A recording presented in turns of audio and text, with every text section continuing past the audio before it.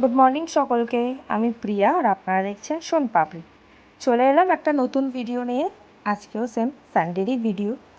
তো সকালে উঠে প্রথমে টুকটাক কাজবাজ করা হলো, তারপরে অ্যাজ ইউজুয়াল সাহেব চা বানাচ্ছে। দেন আমরা চা খেয়ে নেওয়ার পরে শুরু হলো আমার হেয়ার কেয়ার টাইম। এটা এভরি উইক আমি অন্তত একটু চেষ্টা করি যে হেয়ারে একটু বেটার কিছু দেওয়ার, যাতে সব কিছু ঠিকঠাক থাকে। এমনিতেই সব উঠে উঠে ন্যাড়াই হয়ে যাওয়ার পরিস্থিতি।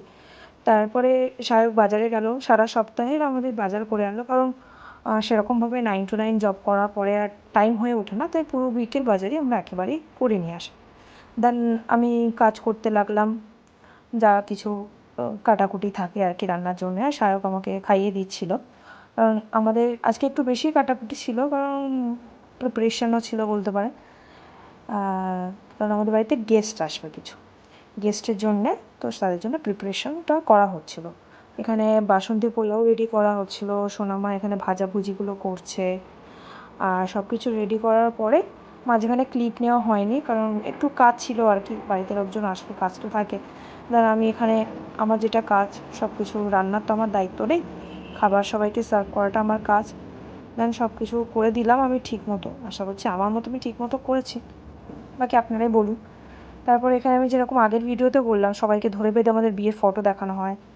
দেন আবারও ছাদে একটু বিকালে করে আমরা হাঁটতে আসি, এসে ঘুরে টুরে আবার দেন একটু গল্প গল্প করে আমরা দুজন গেলাম শায়কের বাইক আনতে। বাইকটা খারাপ হয়ে গেছিলো, তো ওটা রিপেয়ার করে আনা হলো। দেন বাড়ি আসতে আসতে আমরা ভিজে গেলাম, বাড়ি এসে চেঞ্জ করে দেন রাত্রের খাবার আনতে গেলাম। রাত্রের খাবারটা আমরা বাড়ি থেকে আনালাম, আনার পরে বাড়ি ফিরে দেখছি ক্রাশ এখানে ঘোরাঘুরি করছে।